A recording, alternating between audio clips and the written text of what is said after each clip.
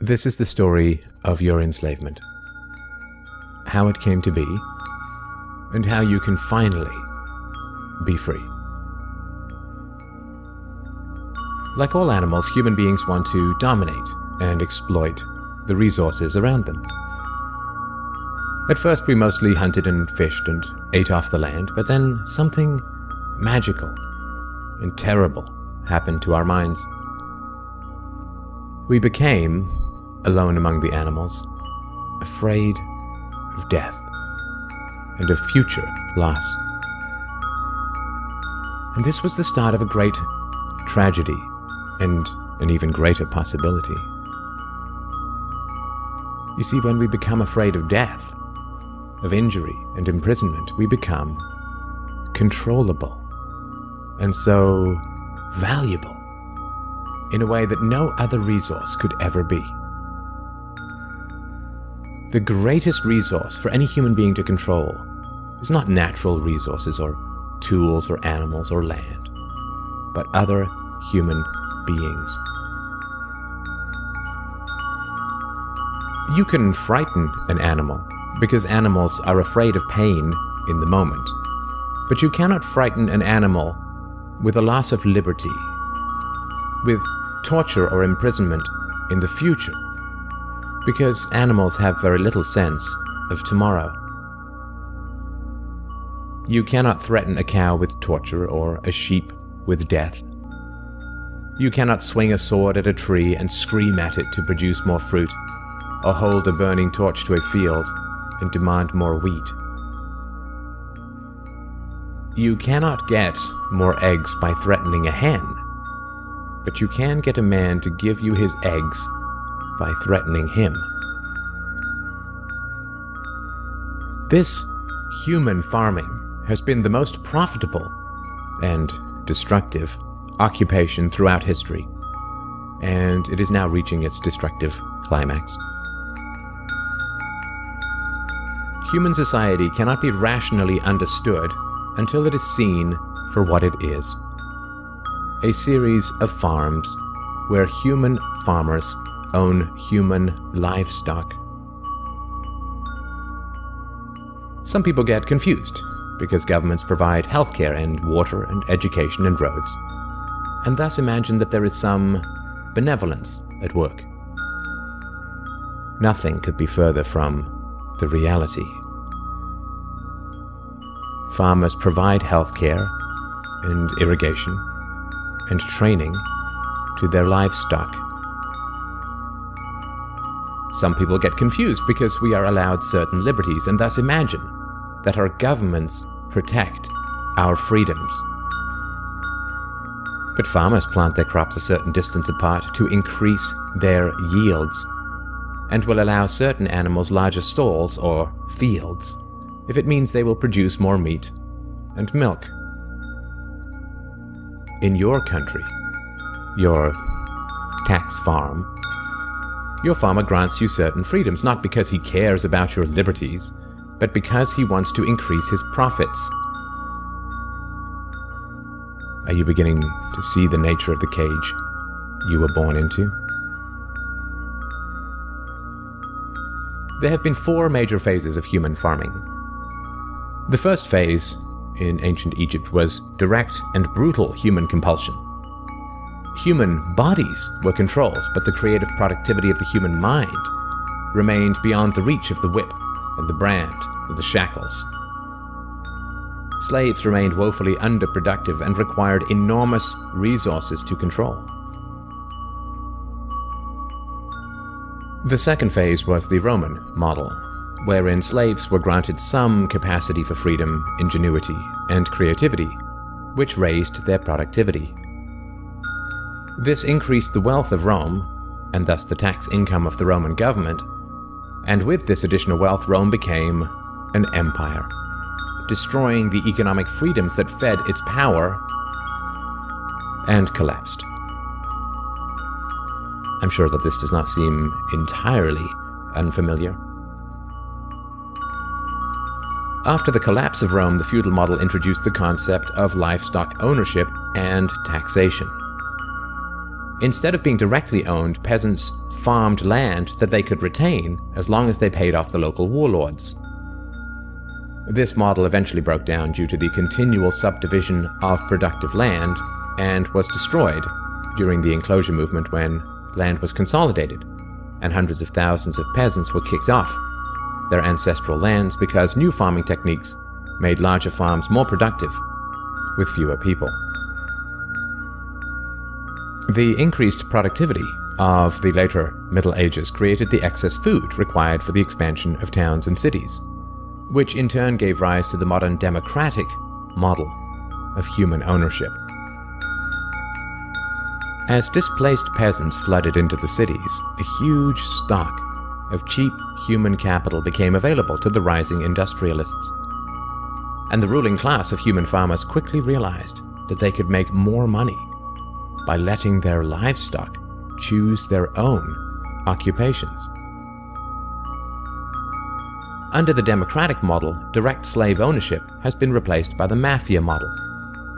The mafia rarely owns businesses directly, but rather sends thugs around once a month to steal from the business owners.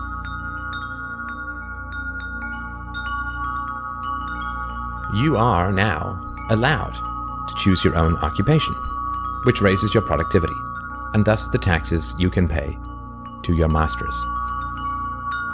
Value this time in your life, kids, because this is the time in your life when you still have your choices. And it goes by so fast. When you're a teenager, you think you can do anything, and you do. Your 20s are a blur. 30s, you raise your family, you make a little money, and you think to yourself, what happened to my 20s? 40s, you grow a little pot belly, you grow another chin. The music starts to get too loud. One of your old girlfriends from high school becomes a grandmother. 50s, you have a minor surgery. You'll call it a procedure, but it's a surgery. 60s, you'll have a major surgery. The music is still loud, but it doesn't matter because you can't hear it anyway. 70s, you and the wife retire to Fort Lauderdale. You start eating dinner at 2 o'clock in the afternoon. You have lunch around 10, breakfast the night before. You spend most of your time wandering around malls looking for the ultimate soft yogurt and muttering, how come the kids don't call? How come the kids don't call? The 80s, you'll have a major stroke. You end up battling with some Jamaican nurse who your wife can't stand, but who you call mama. Any questions? Your few freedoms are preserved because they are profitable to your owners. The great challenge of the democratic model is that increases in wealth and freedom threaten the farmers. The ruling classes initially profit from a relatively free market in capital and labor, but as their livestock become more used to their freedoms and growing wealth, they begin to question why they need rulers at all. Ah well, nobody ever said that human farming was easy. Keeping the taxed livestock securely in the compounds of the ruling classes is a three-phase process. The first is to indoctrinate the young through government, quote, education. As the wealth of democratic countries grew, government schools were universally inflicted in order to control the thoughts and souls of the livestock. The second phase is to turn citizens against each other through the creation of dependent livestock. It is very difficult to rule human beings directly through force, and where it can be achieved, it remains cripplingly underproductive, as can be seen in North Korea. Human beings do not breed well or produce efficiently in direct captivity. But if human beings believe that they are free, then they will produce much more for their farmers. The best way to maintain this illusion of freedom is to put some of the livestock on the payroll of the farmer. Those cows that become dependent on the existing hierarchy will then attack any other cows who point out the violence, hypocrisy, and immorality of human ownership. Officers positioned Grant face first on the floor with one officer near his head, a second near his back, and a third officer standing nearby. There appeared to be a brief struggle. Then, a 2-year veteran BART officer stands, draws his weapon, and fires.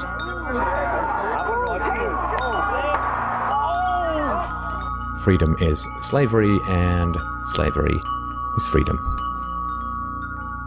If you can get the cows to attack each other, whenever anybody brings up the reality of their situation, then you don't have to spend nearly as much controlling them directly.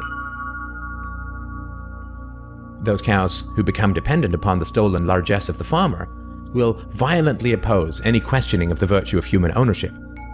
And the intellectual and artistic classes, always and forever dependent upon the farmers, will say to anyone who demands freedom from ownership, "You will harm your fellow cows." The livestock are thus kept enclosed by shifting the moral responsibility for the destructiveness of the violent system to those who demand real freedom. The third phase is to invent continual external threats so that the frightened livestock cling to the protection of the farmers. This system of human farming is now nearing its end. The terrible tragedies of modern Western economic systems has occurred not in spite of, but because of past economic freedoms. The massive increases in Western wealth throughout the 19th century resulted from economic freedoms. And it was this very increase in wealth that fed the size and power of the state. Whenever the livestock become exponentially more productive, you get a corresponding increase in the number of farmers and their dependents. The growth of the state is always proportional to the preceding economic freedoms. Economic freedoms create wealth, and the wealth attracts more thieves and political parasites, whose greed then destroys the economic freedoms. In other words, freedom metastasizes the cancer of the state. The government that starts off the smallest will always end up the largest. This is why there can be no viable and sustainable alternative to a truly free and peaceful society. A society without political rulers, without human ownership, without the violence of taxation and statism.